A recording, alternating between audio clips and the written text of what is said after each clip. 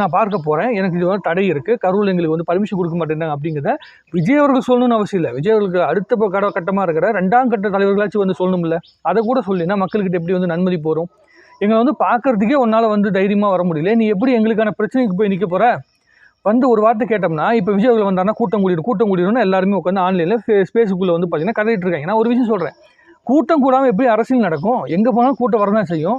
நீ அதை கண்ட்ரோல் பண்ணு, அமைதியாருன்னு கை காட்டி நிறுத்துங்க. உங்கள் ரசிகர்கள் நிறுத்த மாட்டான் அப்படிங்கிறதுனால தான் விஜய் அவர்கள் பயப்படுறார்.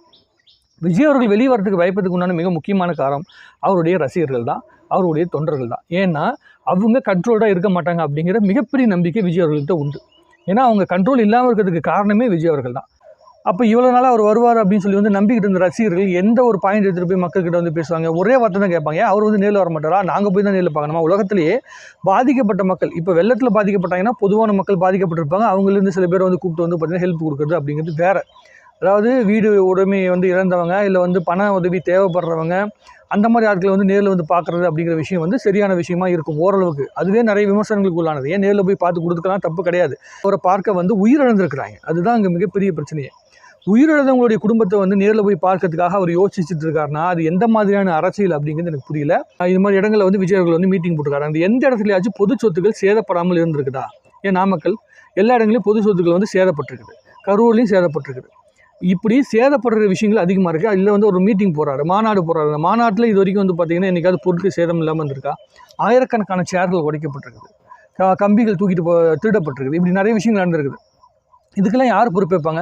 சரி, கம்பிகள் யாரோ ஒருத்தர் திருடிட்டு போயிட்டான்னு கூட நம்ம எடுத்துக்கிட்டா, அந்த சேர்கள்லாம் உடைக்கப்பட்டது அது யார் உடைச்சது? இவங்க தான் உடைச்சிருக்காங்க. அப்போது இவங்களால் கண்ட்ரோல்டான ஒரு பிளேஸ் இருக்க முடியாது. எல்லா மண்டபங்களையும் சேர் தான் இருக்கும். அப்போ அந்த மண்டபத்தில் வந்து கூடுறாங்க அப்படிங்கிற பேரில், விஜய் அவர்களை வந்து பார்க்கணும் அப்படிங்கிற பேரில் அங்கே வந்து அவர் உதவி செய்ய வந்திருக்காரு அப்படின்னு அமைதியாக உட்காந்துருப்பாங்களா? இருக்க மாட்டாங்க. எப்படியாவது எங்கள் தளபதி வந்து நாங்கள் பார்த்துடணும் அப்படின்னு வந்து ஓடி வந்து சேரை உடச்சிட்டு போயிடுவாங்க. அப்புறம் மண்டபத்துக்காரர் என்ன பண்ணுவான்? அவனோட உடைமைகளை பாதுகாக்க வேண்டிய அவசியம் அவனுக்கு இருக்குது, அதனால் அவன் கூட தடுத்திருப்பான். இதுவும் ஒரு காரணம். இது ஒரு மெயின் காரணமாக நம்ம யோசிச்சு தான் ஆகணும். ஏன்னா நீங்கள் வந்து அஃபிஷியலாக ப்ரெஸ் மீட் கொடுங்க, விஜய் அவர்கள் அஃபிஷியலாக கொடுக்கணும் அவசியம் கிடையாது. 2ஆம் கட்ட தலைவர்கள் கொண்டு வந்து பேச வைங்க. எவனுமே வந்து ப்ரெஸ் மீட்டில் வந்து உட்காந்து பேச மாட்டேன்றான். இது வரைக்குமே அஃபீஷியல் செய்தி தொடர்பாளராக இருக்கட்டும், இல்லை மற்றவங்களாக இருக்கட்டும், பொதுச் செயலாளராக இருக்கட்டும், எல்லாருமே நேரடியாக வந்து பேசுறதுக்கு தயாராகவே இல்லை. எல்லாருமே தலைமறைவாயிட்டாங்க. பேச்சாளர்கள்லேருந்து செய்தி தொடர்பாளர்லேருந்து எல்லாருமே தலைமறைவாயிட்டாங்க. ஒரு பிரச்சனை நடக்கும்போது இப்படி தலைமறைவாக இருந்தாருன்னா அப்போ அவருக்கு அடுத்த கட்ட நடவடிக்கையில் இருக்கும் எல்லாருமே தலைமறைவாக தானே இருப்பாங்க. சரி, சிபிஐக்கு கேஸ் கொண்டு போனாங்க, எஸ்ஐடி வேணாம் சிபிஐக்கு கேஸ் கொண்டு போனாங்க. இப்போ அங்கே போய் எங்கே நிற்குது?